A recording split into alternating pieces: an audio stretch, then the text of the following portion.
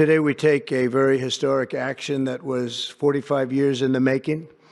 In a few moments, I will sign an executive order to begin eliminating the federal Department of Education once and for all.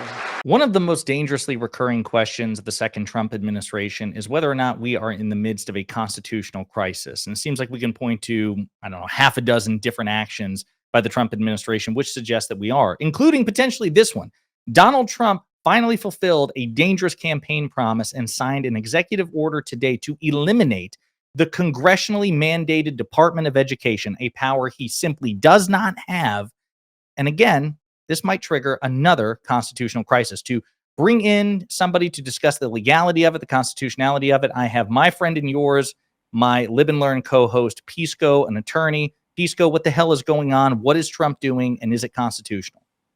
Yeah, thank you so much for having me, Josiah. So Donald Trump is fulfilling what he considers to be a campaign promise, which is to dismantle the Department of Education. So before this action that he took today, they had already taken steps to sort of slim down in their mind, but really just to obstruct the functioning of the Department of Education, namely by like firing half the staff, by pausing all sorts of federal financial assistance, and basically doing what they could to stymie the functioning of that department. Today, they're purporting to take additional efforts to explicitly end the Department of Education. Now, in some sense, the Trump administration has made some intimations, like they understand that they would need an act of Congress to shut down a congressionally authorized department.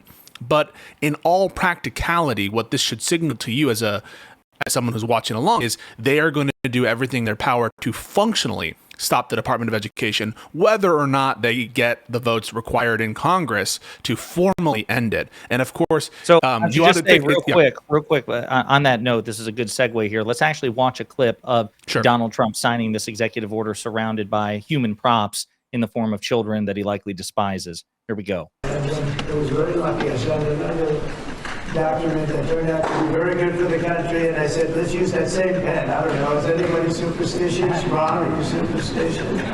Let's use that same pen.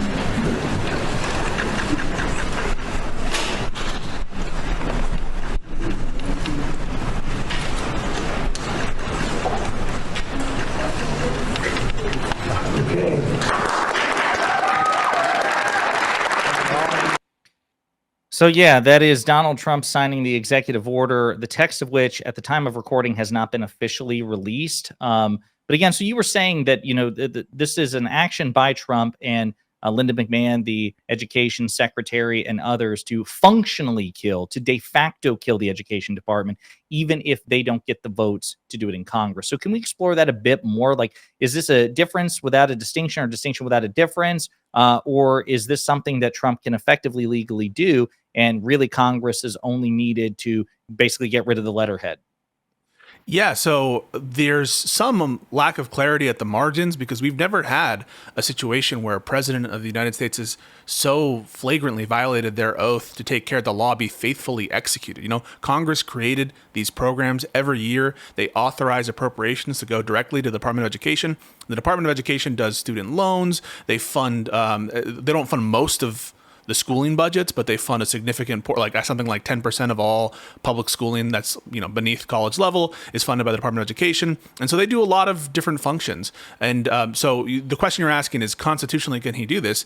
In my opinion, absolutely not. I mean, Congress is clear that they wanted to establish this department to do something. And for the president to just essentially plan to fire everybody or to stop running all these programs that Congress has explicitly said that they want to do would seem to be a basic violation of the separation of powers. But ultimately, it's going to be up to the Supreme Court to decide some kind of doctrine under which they can, get the outer boundaries of what's acceptable for the president to do in terms of enforcing the law and what's not acceptable.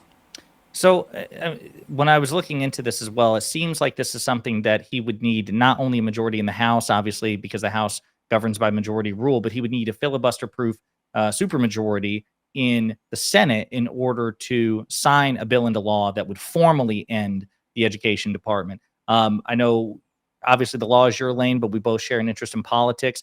Do you expect that he will get unanimous Republican support should a bill go before the Republican Congress?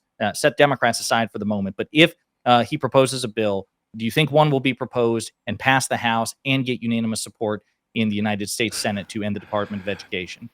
I think the answer to that is probably yes. If I had to bet, he would certainly get this Thomas Massey, who was the one holdout for the budget bill. So yes, I think that he is very likely to get unanimous support if he were leaning on members. Now he might, I think, ultimately not, give some grace, because I think that there's lack of hope in the Senate, but that's just because of the practicalities that I don't think you'll be able to find filibuster-proof majorities in the Senate to formally close the Department of Education. So maybe he won't lean as hard on some of these more moderate members and force them into very uncomfortable votes.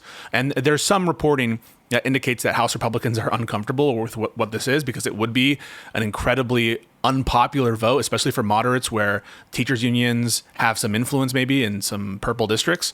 But if Trump really wants it, I think that he can get it. So I'm curious, this, while you were talking and kind of explaining, the difference between what Trump's executive order does versus like a full, total, formal abolition of the education department, it reminded me of what he did quite recently with USAID. Is that a similar situation where, it was a congressionally created agency? Obviously, you and I and most other legal experts agree that he can't just simply unilaterally formally abolish it. But what he is attempting to do is strangle it, so that it's almost like, I would use a really grisly metaphor. It's like a body without brain function, right? It's like a brain dead patient, right? Where technically the heart's beating, but is functionally dead. Is that what he's trying to do on a bigger scale with the Department of Education here? I think there are a lot of similarities there. So one hook that could be very tantalizing for courts to be able to stop some of this is the appropriations hook. So to the extent that he's stopping appropriations from reaching the Department of Education, I think that's some place where, there's clear precedent that that is a role exclusively for Congress. What's going to be more difficult, though, is if he says something like, let's fire everybody in the Department of Education. Then the court is going to be dealt a really uncomfortable hand. And here, I mean, the Supreme Court, in sort of saying, okay, well, how much control are the courts going to impose on the executive to run programs a certain kind of way? And so because he's violating his oath to take care of the law be faithfully executed so flagrantly, he's forcing the judicial branch into a very uncomfortable position, which is for them to monitor personnel decisions, monitor program management. And that is just something that the courts are often very uncomfortable doing. And so it could be a very sticky issue. If I were a betting person, I wouldn't make any firm predictions. But I think of all the legal challenges, maybe if they try to mess up with the appropriations, that would be the most clear cut. Or if they start trying, as they're trying to do, firing mass amounts of people, that seems to be areas where the courts have been more sympathetic to the plaintiffs. So we're going to return to the legality of and the overall Constitution in just a second. But I also want to point out that this has been very carefully studied ever since Donald Trump campaigned on dismantling the Department of Education. But studies have conclusively indicated that if Trump were to do this, Trump voting states would be most vulnerable to the aftermath of this. As Axios notes, Trump's campaign to dismantle the Department of Education could prove more costly for red states than blue. Funding for public schools primarily falls to local and state governments, but federal funds work to fill the gaps. Stated the vote for Trump last November, on average, use more federal funding in their educational portions than states that voted for former Vice President Harris. Quote, that dependence is, in large part, because they're just lower wealth states, and they don't have the same capacity to step in and make up that difference, Kevin Wellner, the director of National Education Policy Center, told Axios. So again, this is something where, again, the irony being what it is, and the tendency of Republican voters, in my opinion, to vote against their own material interests for the sake of culture war issues. Obviously, that's not every situation. If you're a billionaire, it probably makes sense for you in terms of your selfish short-term interest to vote Republican. But it will be states like Alabama, Arkansas, West Virginia, Mississippi, and others that will be most devastated by this. And those states tend to perform quite poorly anyway with respect to education. So this really seems like MAGA is being hoisted by its own petard if Donald Trump were to follow through with this. Now, regarding the constitutionality of this, I guess I got a couple of questions. When Donald Trump gutted USAID, it was challenged, in court, right? Even before, hasn't been reviewed yet by the Supreme Court of the United States, but it's working its way up there, it seems. Do you expect that there will be immediate legal challenges to this executive order?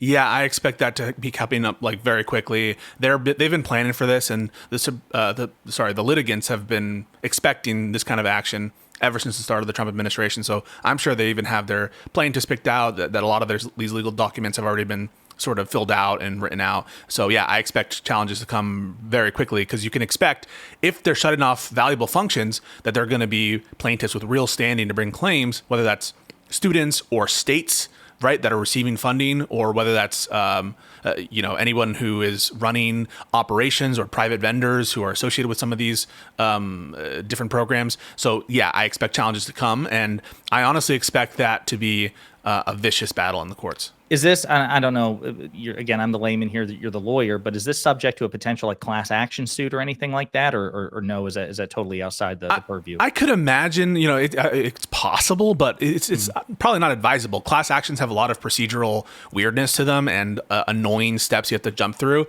to certify a class, and it's just not needed. You just need like a nice little collection of different plaintiffs, maybe some students, some states, maybe some corporate plaintiffs, and maybe even you could do different actions in different states. And I expect there to be multiple different actions. So I don't expect to see a class action just because it's not needed when you can get relief. Really, what you're looking for here is some kind of injunctive or declaratory relief that what's going on here is unconstitutional, unlawful, and that can be accomplished not with a class action. So you mentioned the word injunctive, which makes me think, of course, of the recent nationwide injunction that was imposed on the Trump administration by Judge Boasberg, which they violated with respect to the deportation of Salvadorian migrants.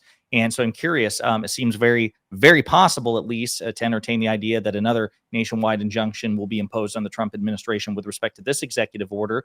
Again, I know you're not a gambling man, but based on your coverage, based on your analysis that you've been covering both on Live and Learn and your own channel, do you think it's increasingly likely that the Trump administration will just flagrantly violate any nationwide injunction or TRO related to any sort of challenge about this? Or do you think that given the recent legal defeats and the recent controversies, they'll be more likely to respect the outcome?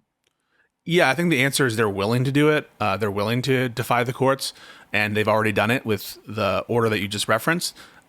I think that this battle is a little lower stakes than some of the other ones that deal with, for example, plenary immigration authorities, deportation authorities. And so as a matter of tactics, you might expect the Trump administration to pick their battles.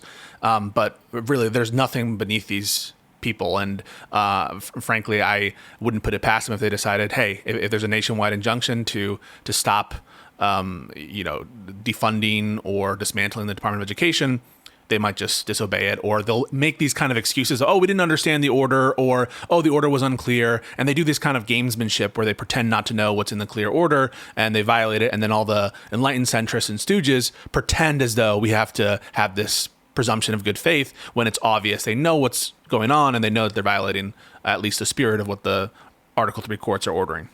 So we'll close on this because, again, it feeds into the overall pattern. One of the questions that we've been asking here at Pondering Politics, and probably the most recurring question for you in your content, is, are we in a constitutional crisis? So again, just collectively, not even necessarily related to this executive order, but in general, where are you on the question of, are we in a Trump-triggered constitutional crisis? And as a follow-up, does this order impact your assessment anyway? And if so, how?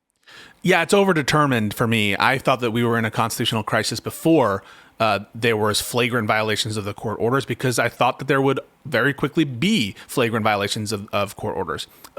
There's a constitutional crisis because Trump is ignoring that Article 1 gives Congress the authority to write laws and to appropriate funds. And so early on, when he was doing these freezes on all this funding, that represented a direct attack and assault on Congress's Article 1 authorities, and they had already signaled that they were going after Article 3 courts and saying that they didn't have jurisdiction to review this stuff and that we're going to disobey orders. And that's what's happened every step of the way since then, in increasing severity and frequency. So we have the violations of orders related to USAID, violations of orders related to the returning of flights with alleged gang members, and now we have the purported shutting down of an entire agency that was statutorily enacted by Congress, whether department, whether it's a functional dismantling or a formal dismantling. I think that they're both verboten under the Constitution. Okay, well, PCO will definitely be keeping an eye on this. I appreciate you coming in and giving you legal analysis, and it'll make for a really interesting conversation, I'm sure, next week on next week's Live and Learn. So appreciate you, man. Thank you.